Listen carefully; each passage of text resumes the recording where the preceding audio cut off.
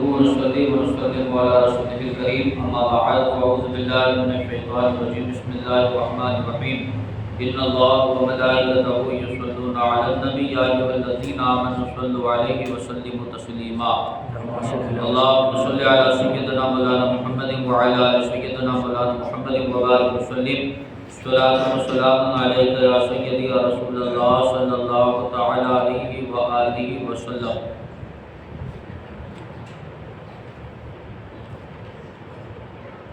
صحابی کسے کہتے ہیں؟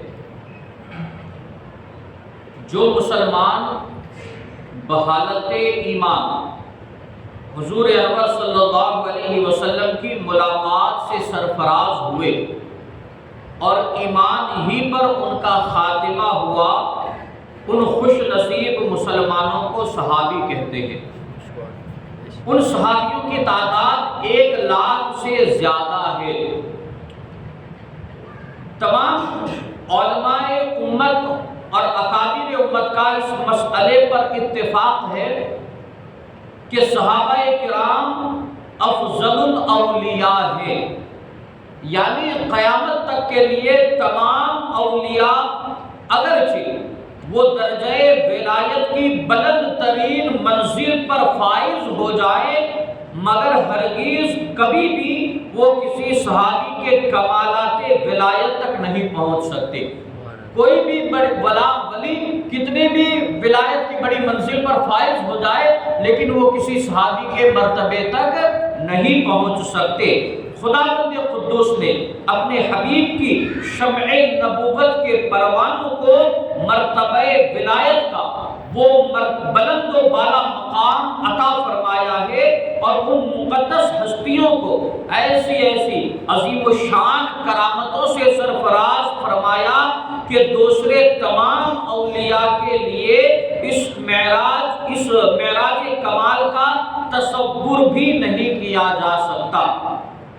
اس میں شک نہیں کہ حضرات صحابہ سے اس قدر زیادہ کرامتوں کا صدور نہیں ہوا جس قدر دوسرے اولیاء سے کرامت منقول ہے. جس طرح غوث اعظم کی کرامت منقول ہے، خواجہ غریب نواز کی، خواجہ نظام الدین اولیاء کی، تو یہ اولیاء کرام کی بہت ساری کرامتیں منقول ہے جبکہ صحابہ کرام کی اتنی ساری کرامتیں منقول نہیں ہے.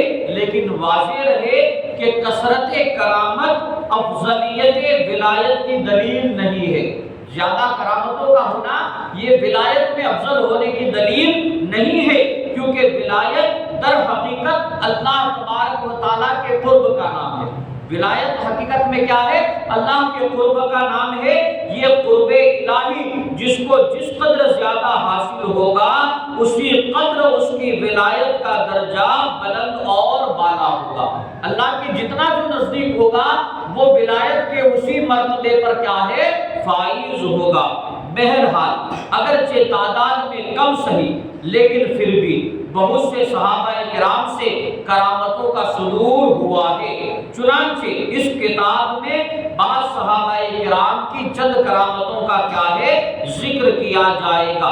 اولا حضور صلی اللہ علیہ وسلم نے اپنے بہت سے صحابیوں کو مختلف اوقات میں جنت کی بشارت سنائی اور دنیا ہی میں ان کے جنتی ہونے کا اعلان بھی فرمایا.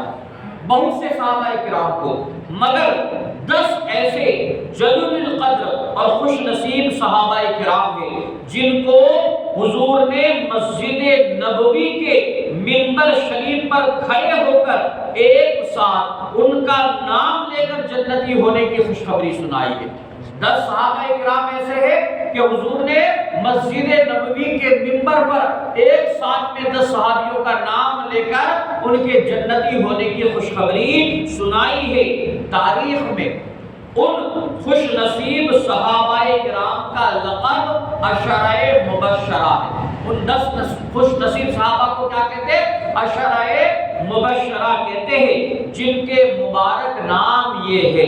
اولا حضرت ابو بکر صدیق رضی اللہ تعالیٰ عنہ، حضرت عمر فاروق اعظم رضی اللہ تعالیٰ عنہ، حضرت عثمان غنی رضی اللہ تعالیٰ عنہ، حضرت مولا علی شیر خدا رضی اللہ تعالیٰ عنہ، حضرت طلحہ بن عبداللہ رضی اللہ تعالیٰ عنہ، حضرت زبیر بن عوام رضی اللہ تعالیٰ عنہ، حضرت عبد الرحمن بن عوف رضی اللہ تعالیٰ عنہ، حضرت سعد بن ابی وقاص رضی اللہ تعالیٰ عنہ، حضرت سعید بن زید رضی اللہ تعالیٰ عنہ، اور حضرت ابو عبیدہ ابن الجراح رضی اللہ تعالیٰ عنہ، یہ وہ 10 صحابہ ہیں جن کو حضور نے جنتی ہونے کی خوشخبری سنائی ہے۔ اب ان 10 صحابہ کرام میں سے اولا حضرت ابو بکر صدیق رضی اللہ تعالیٰ عنہ کی سیرت مبارکہ کے چند پہلو اور ان کی کرامتیں کل سے انشاءاللہ تبارک و تعالیٰ بیان کی جائے گی۔ رب قدیر کی بارگاہ میں دعا ہے اللہ تبارک و تعالیٰ علم دل سمجھ کر اس پر عمل کرنے کی دین توفیق عطا